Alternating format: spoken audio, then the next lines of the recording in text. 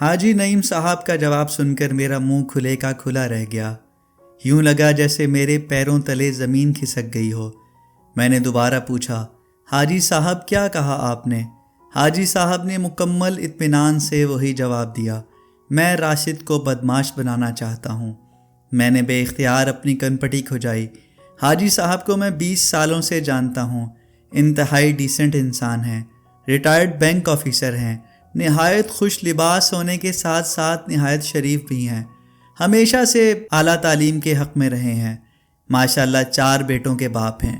بڑا بیٹا لندن میں انجینئر ہے، دوسرا امریکہ میں ڈاکٹر ہے، اور تیسرا بیٹا کینیڈا میں پائلٹ ہے، اور چوتھا بیٹا راشد پاکستان میں ہی حاجی صاحب کے ساتھ رہتا ہے اور سیکنڈ ایئر کا اسٹوڈنٹ ہے۔ راشد پڑھائی میں کچھ زیادہ اچھا نہیں ہے، زیادہ تر موٹر سائیکل پر آوارہ دوستوں کے ساتھ گھومتا پھرتا رہتا ہے، 2-3 دفعہ حوالات کی سیر بھی کر چکا ہے، لیکن پتہ نہیں کیوں حاجی صاحب اس کے بارے میں سب کچھ جانتے ہوئے بھی پہلو تہی کر جاتے ہیں۔ آج اتفاقاً حاجی صاحب سے ملاقات ہو گئی تو میں نے پوچھ ہی لیا کہ آپ راشد کو کیا بنانا چاہتے ہیں۔ حاجی صاحب کا جواب میرے ہوش اڑانے کے لیے کافی تھا۔ ایک ایسا باپ جو خود بھی تعلیم یافتہ ہو اور 3 بیٹے بھی بیرون ملک نہایت پرکشش عہدوں پر کام کر رہے ہوں، وہ ایسا جواب دے تو چونکنا تو بنتا ہی ہے۔ وجہ پوچھی تو بے اختیار ہنس پڑے اور کہنے لگے، یار اس کی بدمعاشی کی وجہ سے میرے بہت سارے مسئلے خود بخود حل ہو جاتے ہیں۔ ویسے بھی کم بخت ہے تو آوارہ، لیکن سستے جذبات اس میں کوٹ کوٹ کر بھرے ہوئے ہیں۔ میں نے آنکھیں پھاڑ کر پوچھا، کیا مطلب؟ حاجی صاحب دوبارہ ہنسے اور کہنے لگے، دیکھو میں تو ٹھہرا بزدلی کی حد تک شریف انسان، بجلی کا پورا بل بھرنے کے باوجود جب لائن مین مجھ سے آ کر مشکوک انداز میں کہتا تھا کہ آپ کا میٹر کیوں آہستہ چلتا ہے تو میں خوفزدہ سا ہو جاتا تھا اور قسمیں کھا کر یقین دلانے لگتا تھا کہ مجھے کچھ نہیں پتہ۔ اس پر لائن مین اور زیادہ شیر ہو جاتا اور دھمکی دیتا کہ اگر اسے کچھ پیسے نہ دیے گئے تو وہ اوپر شکایت لگا دے گا۔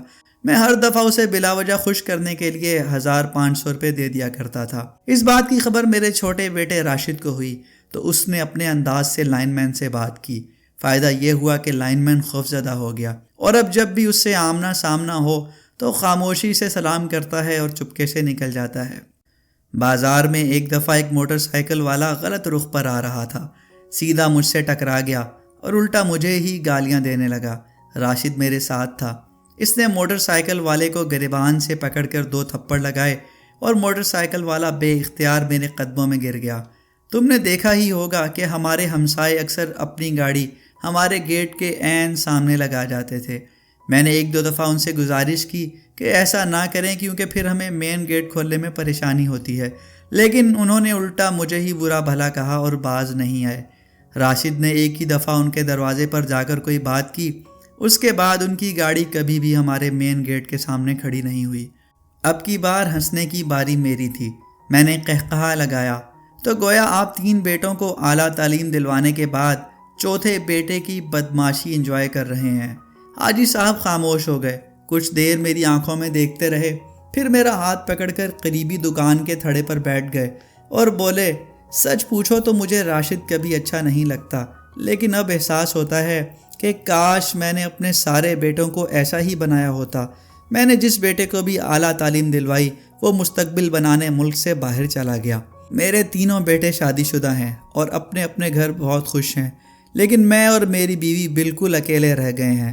پڑھی لکھی اولاد ماں باپ کا فخر تو ہوتی ہے، لیکن بعض اوقات ماں باپ کے کسی کام کی نہیں رہتی۔ حاجی صاحب نے گہری سانس لی، جیب سے مڑا توڑا ٹیشو پیپر نکال کر آنکھوں کے گوشے صاف کیے اور ٹیشو پیپر دوبارہ مٹھی میں جکڑ لیا اور کہنے لگے، مجھے احساس ہے کہ میرے یہ جملے سراسر خود غرضی کے زمرے میں آتے ہیں، لیکن میں چاہتا ہوں کہ راشد ان پڑھ ہی رہے۔ وہ لفنگا اور آوارہ تو ہے، لیکن رات کو میرے پیر بھی دباتا ہے، کوئی بھی چیز چاہیے ہو تو جھٹ سے لا دیتا ہے۔ یہ بچپن سے ہی ایسا تھا۔ اس کا پڑھائی میں کبھی دل نہیں لگتا، لیکن گھر کے سارے کام یہی کرتا تھا۔ جب اس کے تینوں بڑے بھائی تعلیم حاصل کر رہے ہوتے تھے اور کتابیں کھولے پڑھتے تھے تو یہی سبزی لاتا، بڑے بھائی اکیڈمیوں میں چلے جاتے اور یہ تندور سے روٹی لانے کا فریضہ سر انجام دیتا تھا۔ میری گاڑی بھی یہی صاف کرتا، گھر کے چھت والے پنکھے بھی اسی نے صاف کیے۔ ایسے بڑے بڑے الفاظ نہیں آتے، چھوٹی چھوٹی سی باتوں پر مجھے حوصلہ دیتا ہے، فلمی انداز میں ڈائلاگ مارتا ہے کہ ابو میرے ہوتے ہوئے آپ کو فکر مند ہونے کی ضرورت نہیں۔ میری دعا یہی ہے کہ یہ سیکنڈ ایئر میں پھر سے فیل ہو جائے تاکہ نہ کبھی تعلیم حاصل کرنے ہمیں چھوڑ کر ملک سے باہر جائے۔ پتہ نہیں کیوں مجھے یقین ہے کہ یہ بدماش مرتے دم تک ہمارے ساتھ بھی رہے گا اور ہمارے بڑھاپے کا سہارا بھی بنے گا۔ حاجی صاحب بے اختیار زور سے ہنس پڑے اور مٹھی کھول کر ایک بار پھر گیلا ٹشو اپنی آنکھوں پر رکھ لیا۔